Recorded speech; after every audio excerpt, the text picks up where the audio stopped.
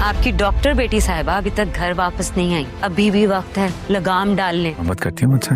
कुछ बातें बताई नहीं जाती हैं, उनको समझा जाता है। रुमैसा जबान संभाल के बात करो। अरे मैं तो अपनी जबान संभाल लूंगी। नहीं हो तुम और बारी एक दूसरे की किस्मत में नहीं थे, मगर थोड़ा तुम भी अपनी बेटियों को संभालो। देखिए, मैं दुनिया की सबसे खुशकिस्मत इंसान हूँ।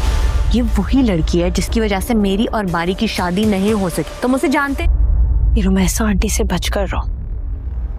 माया के दिल से ये गम नहीं जा रहा कि बारी ने उससे ठुकराकर परीशे के साथ शादी की है।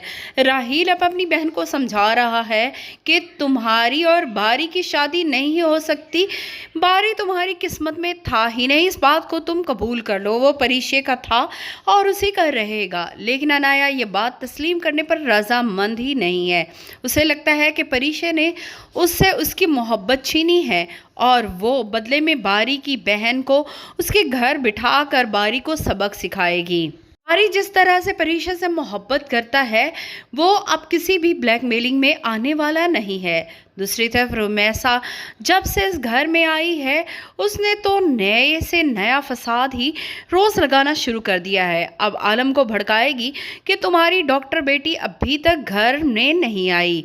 जैसे ही वो ये बात बोलेगी आगे से जोया की माँ भी चुप नहीं रहेगी और बोलेगी कि रुमैसा अपनी ज़बान संभाल कर बात करो, तुम मेरी बेटियों के बारे में इस तरह बात नहीं कर सकती। दोनों आपस में उलझ पड़ेंगी और यहाँ पर परीशे भी पहुंच जाएगी। परीशे घर का माहौल देखकर समझ जाएगी कि रुमैसा किस कदर चालाक औरत है, इसीलिए वो अपनी बहन को समझाएगी कि तुम्हें रुमैसा से ख़बरदार रहना होगा। रुमैसा तुम्हारे लिए बहुत सी मुश्किलात खड़ी कर सकती है और तुम्हारे किरदार पर भी सवालात खड़े कर सकती है।